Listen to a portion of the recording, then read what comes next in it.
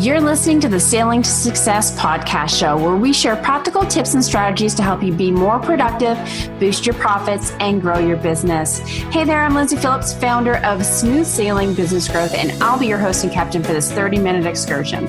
Today, I'll be chatting with newsletter marketing expert Shaun Buck of Newsletter Pro. He explains why newsletters are not dead, how you can grow your business with them and why, and some killer tips on making your newsletter successful. So let's get started, folks. Hey everyone, thank you for joining us. I'm so excited to chat with Shaun Buck with Newsletter Pro. So he's got a unique story. He had his first son at just 16 years of age and made the life-changing decision to raise him on his own. And this choice both inspired and motivated him to become the successful man that he is today.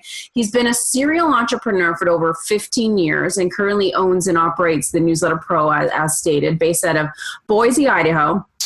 Now, although the Newsletter Pro has only been operating for 6 years, Shaun and his 60-plus team members, which is quite a sizable company, has grown the company into the nation's largest custom print newsletter company, printing and mailing millions of newsletters annually for diverse industries spread across 4 countries, which is pretty impressive.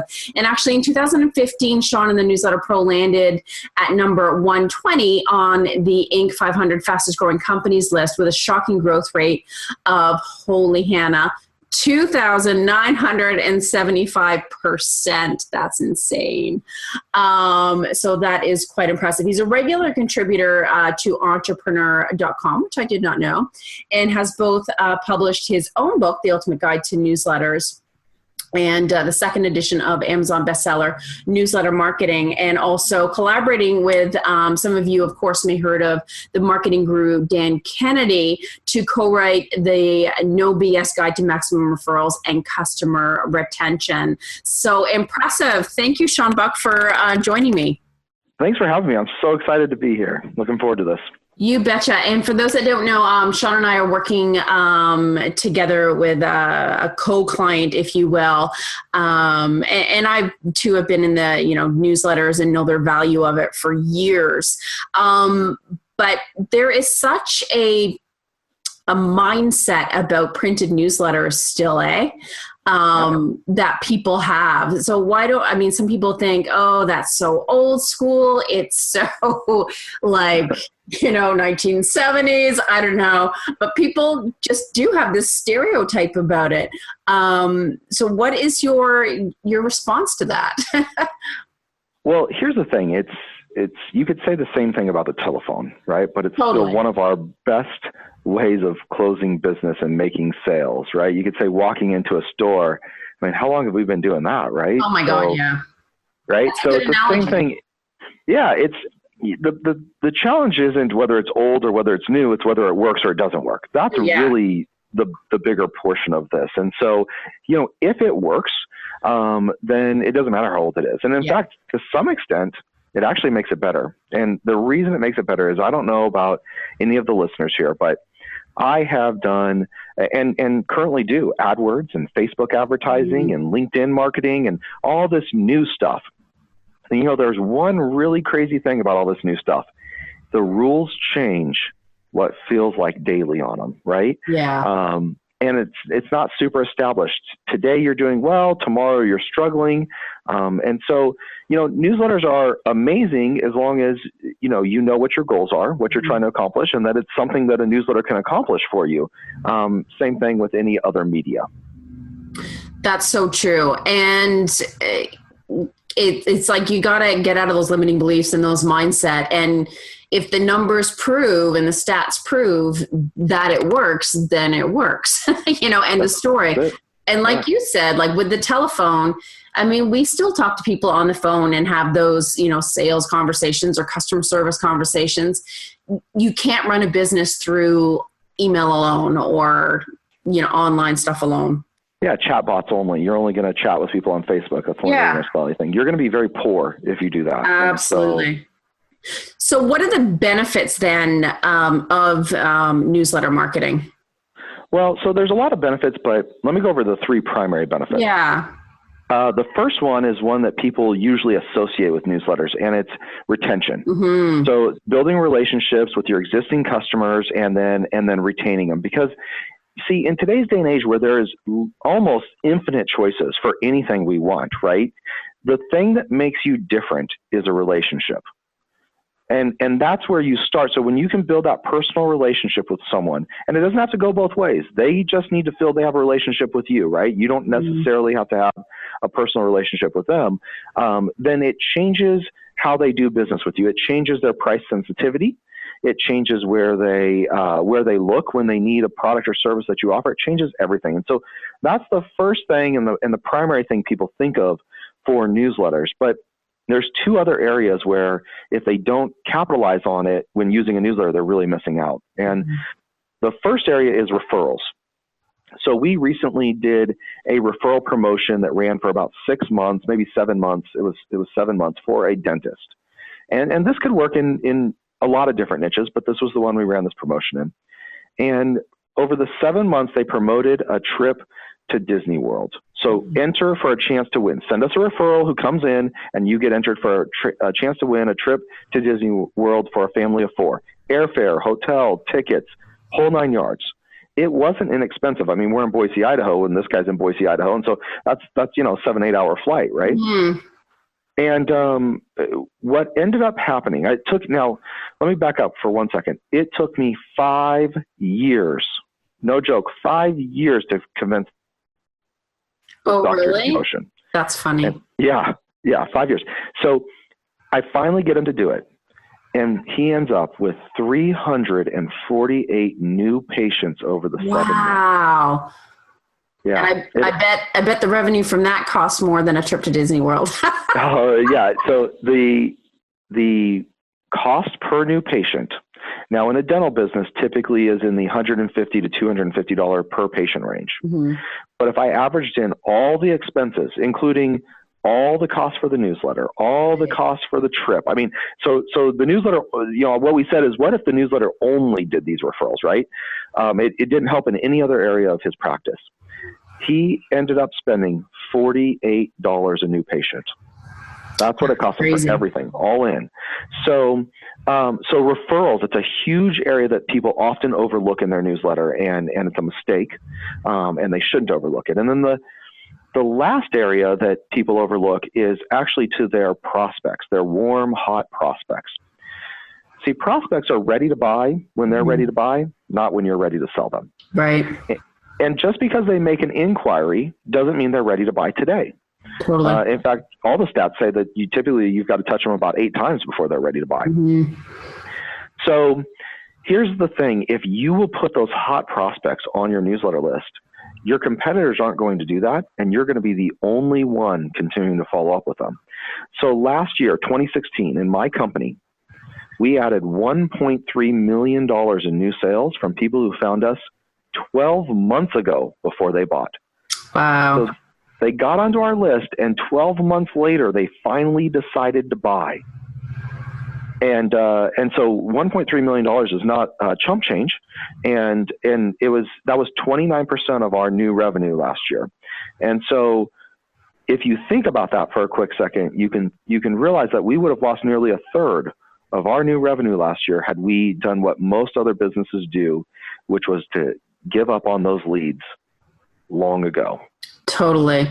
And that's where reporting is really important on knowing, obviously how people come into your world, so to speak, but Absolutely. What that buying cycle is and how long it takes them and what triggers it. And yeah, you're so right. A lot of entrepreneurs are like, they send out 2 postcards in direct mail and then wonder why they don't have, 50 people at their event or whatever it is. And then they give up. Well, I mean, about filling events, right? I mean, with our mutual client, I mean, that's not easy thing to do. Mm-mm. So it takes a lot of effort. Yeah, a lot of nurturing. And that's, again, where you say that relationship building is really crucial. Yeah, absolutely. Now, I know a lot of people probably ask you the same questions all the time when they're new to you. And I know, I hear this question out there as well. It's like, should it be black and white? Should it be color? Does it have to be 2-page, 4-page? I've heard some people want to do like a 16-page newsletter, and I'm like, holy man, it's like a book.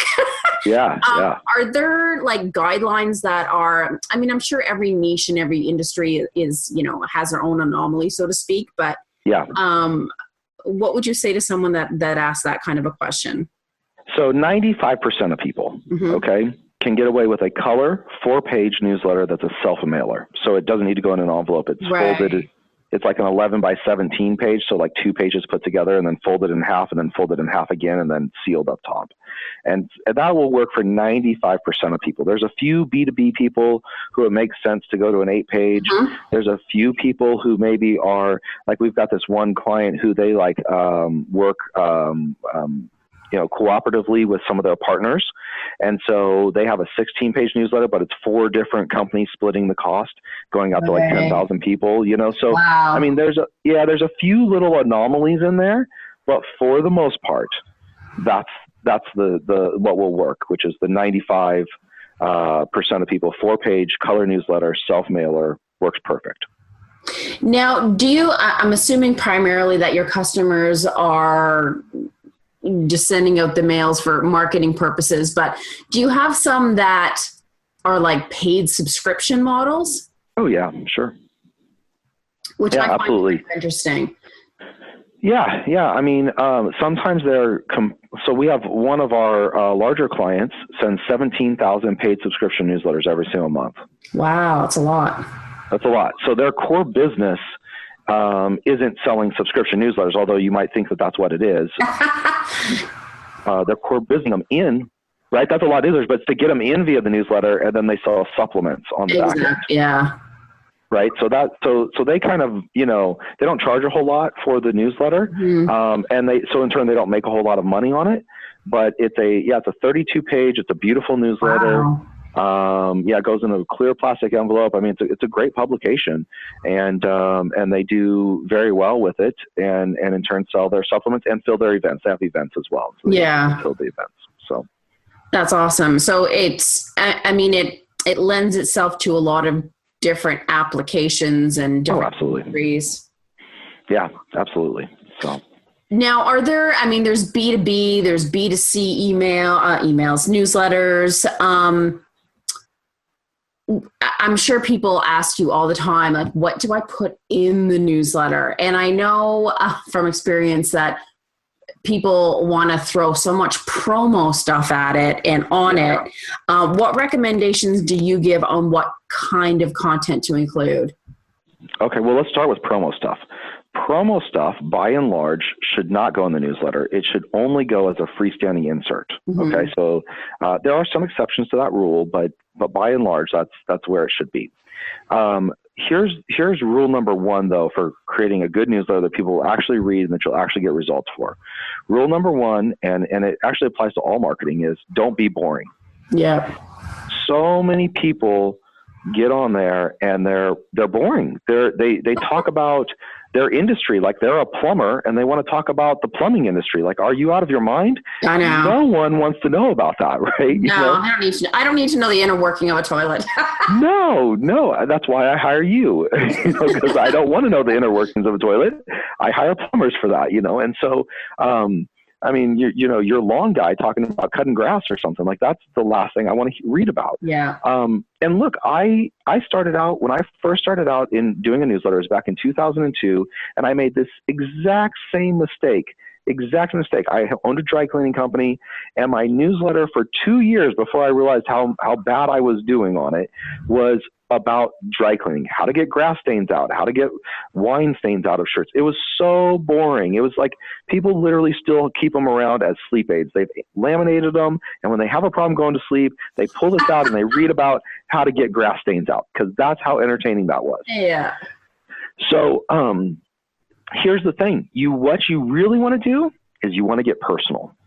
You want to talk about what's going on in your world. And totally. Now the pushback I get, so I get pushback every time I do this.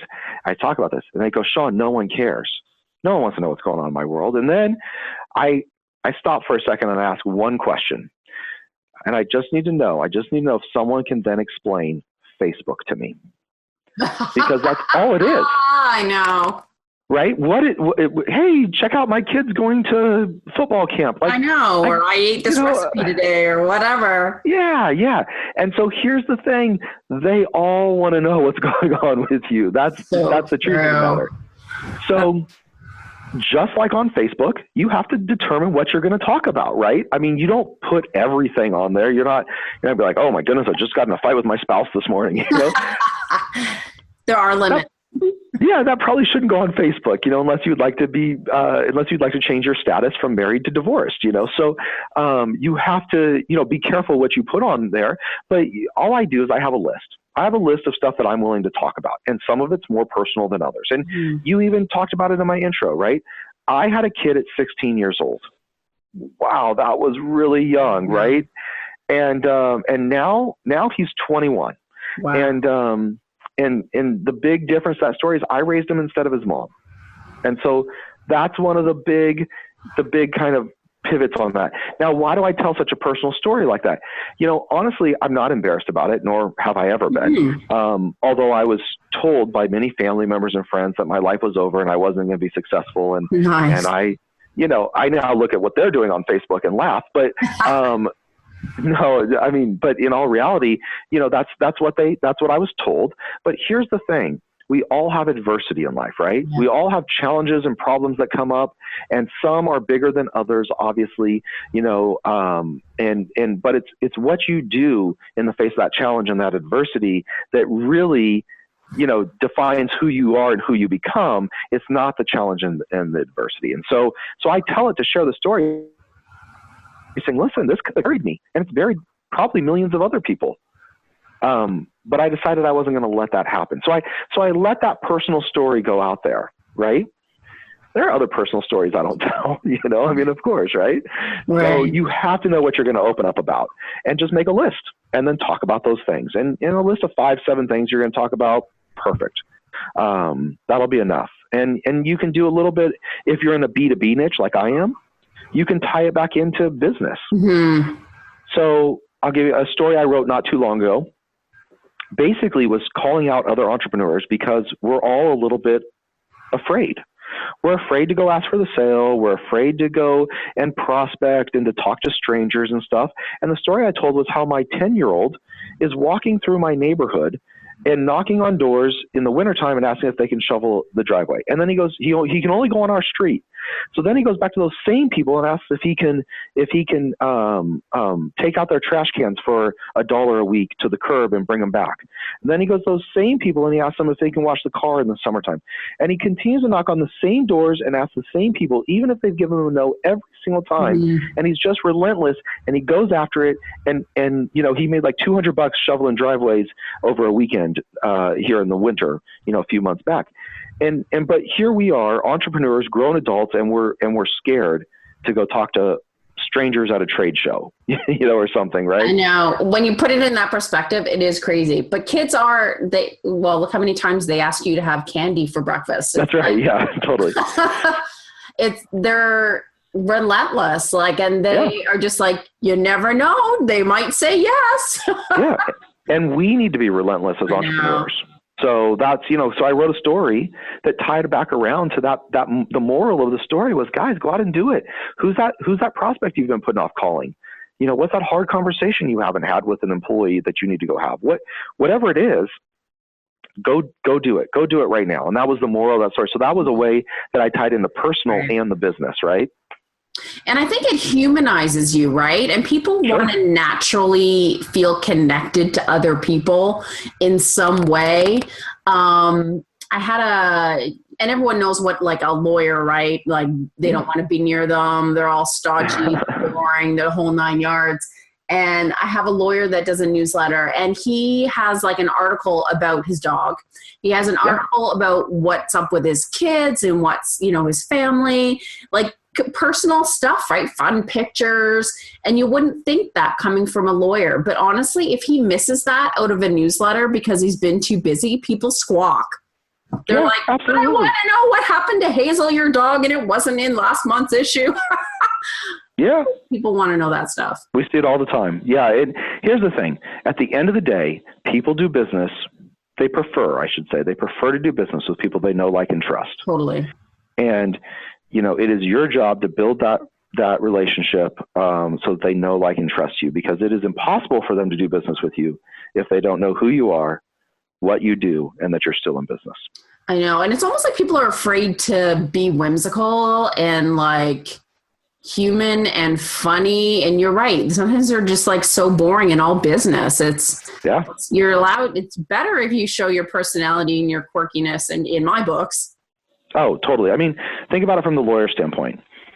How many of them ask to see your report card? Zero. Mm-hmm. They all just believe you're a good lawyer and that you did good in law school. They just believe that. So you don't need to prove to them that you're a good lawyer by telling them about case law, because they don't care. No. Prove to them that you're a good person. Yeah. See, I look at it like this, like with lawyers, we work with a ton of lawyers. And so I look at it like this. It's like Congress. The approval rating for Congress in the United States is like 16% or something like that. It's really, really low. But if that's the case, how do all these people keep getting elected?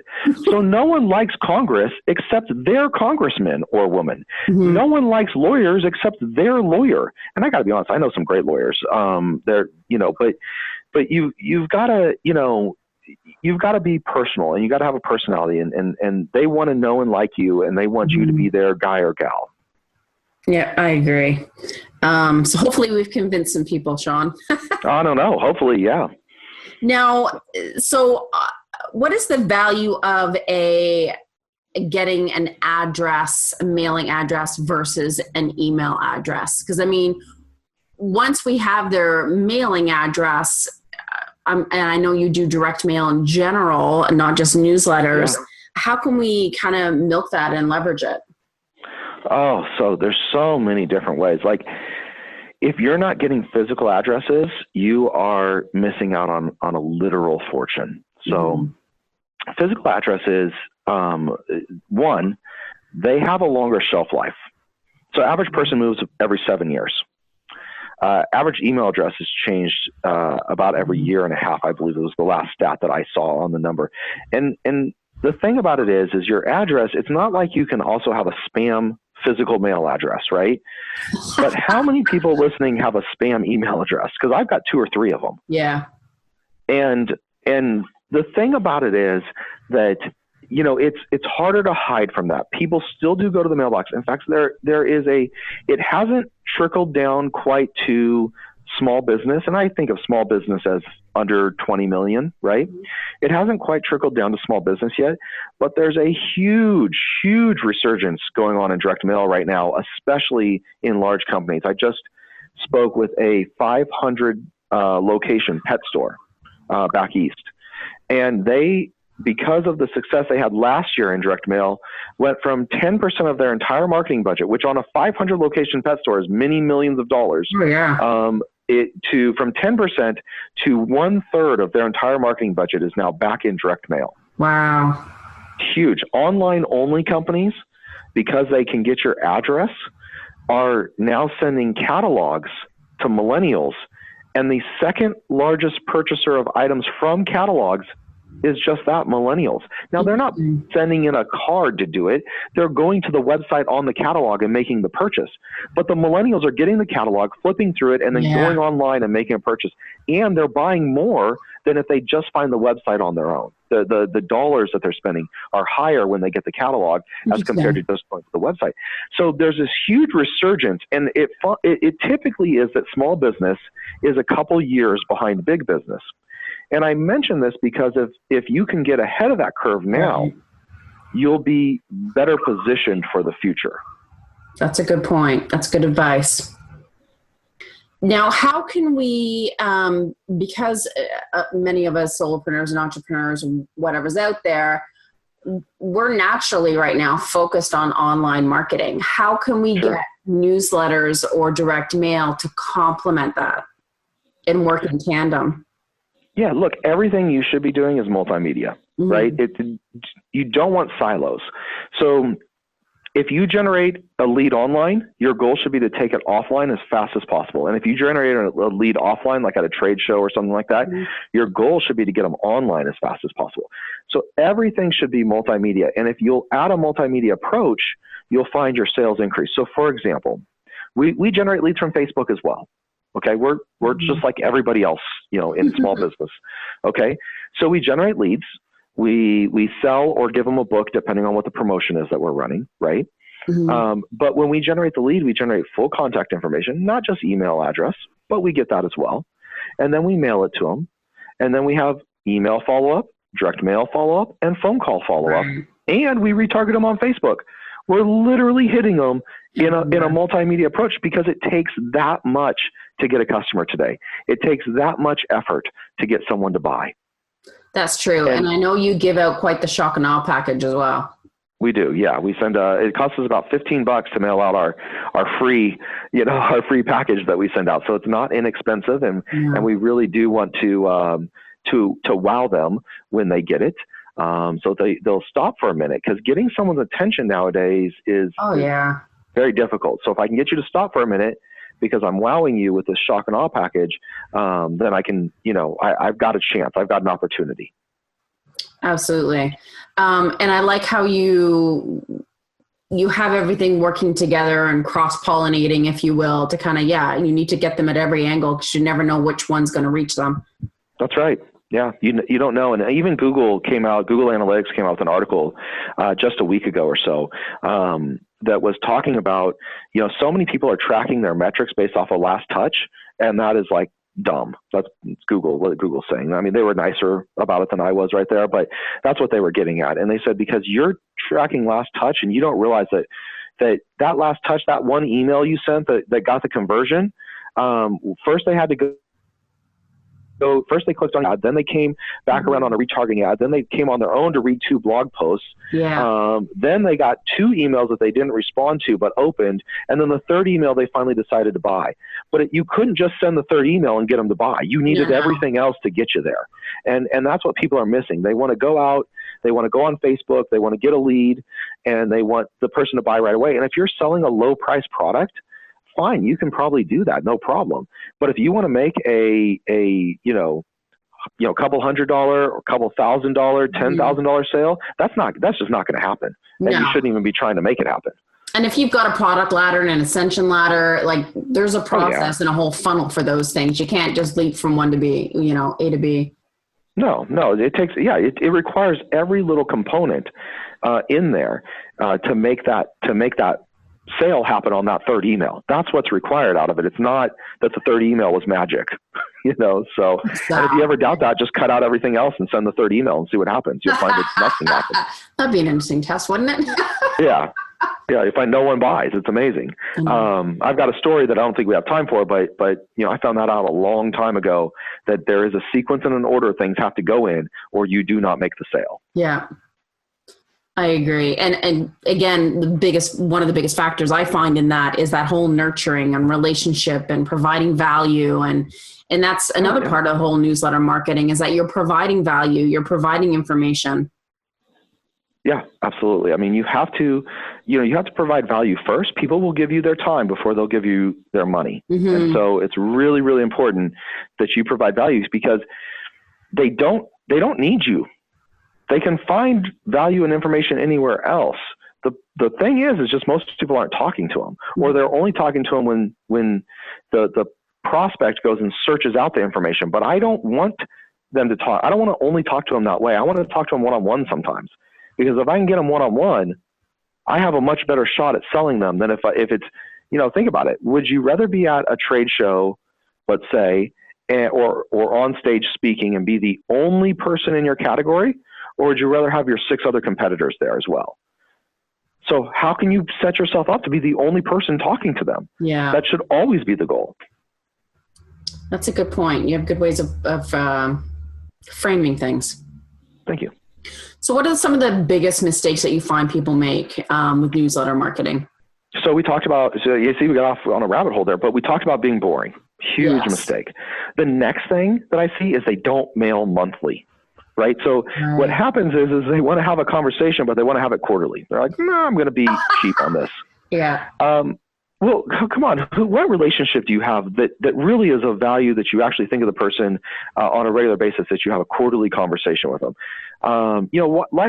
Why don't we do that for your spouse next month? Okay, just decide that you're only talk to them once during the quarter and see if you're still married. No relationship works that way. And so you can't expect a business relationship to work that way. The next thing is they only want to be promotional. And that one kills me. They want to put coupons in there or something. And I'm like, oh my goodness, you guys are going to murder all the hard work that we've done for 6 months building up the readership because you want to put a coupon in there to save 10%. And there are ways to monetize it. That's just not it, right? And so what happens is that when they go to be promotional, think about it like this. So if you've had any success in your life, and even if you haven't, you may be able to relate to this, but if you've had any success, you have a person in your life who, when you see their name and phone number pop up on the caller ID, you're getting ready to be hit up for a favor, right? They want money. They want you to help them move. They need something from you, right? And I've got that now. Like, I know that when my brother-in-law's number popped up on my caller ID, like I need to write a check or something, right? So I don't answer that call. Like I avoid that call like the plague, and so what happens is that's how businesses operate when they're so promotional, when they're overly promotional, right? They are the annoying pest that only calls, that only phones, that only sends an email when they want something. What do they want? They want me to buy something. So guess what? No wonder everyone starts ignoring your emails. No wonder you have a 3.76% open rate or click-through rate, I mean, all you do every time you call, you want something from me. Why don't you try giving? Relationships are give and take, not take. So that's a huge mistake people make.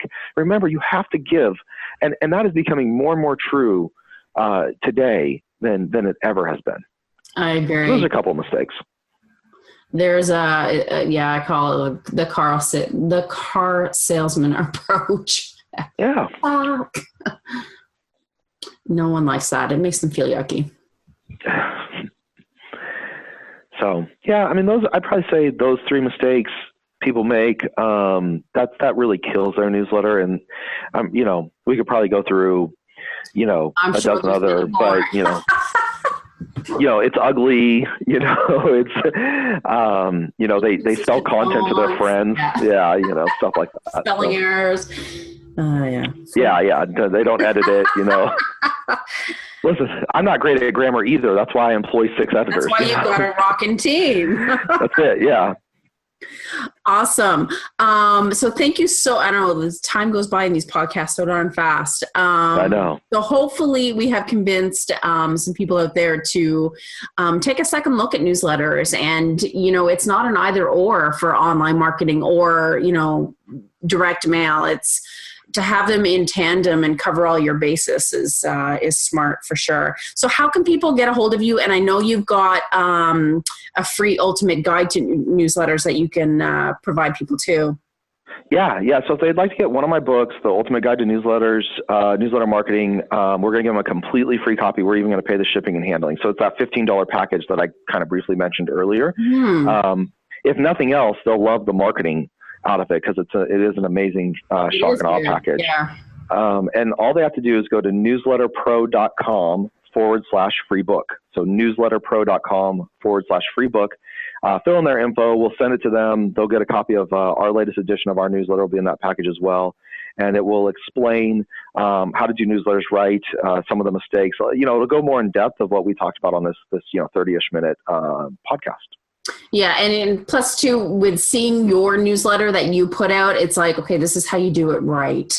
Yeah. So it's nice to see that example. I think sometimes people have a hard time picturing what it would look like and envisioning it. So I'm sure that's super helpful. Yeah, totally. Awesome. Well, thank you so much for joining me. You've given us some great tips and giving some entrepreneurs out there some good food for thought for sure. Well, thanks for inviting me. The pleasure was all mine. Alrighty, folks, that is it for this episode of Sailing Success Podcast. Of course, you can go to smoothbusinessgrowth.com to check out my videos, blogs, and other podcasts. And of course, how we can help you attract and acquire customers faster through powerful content marketing. Again, that's smoothbusinessgrowth.com. So until next time, folks, have a profitable and productive week, and may the winds always be at your back.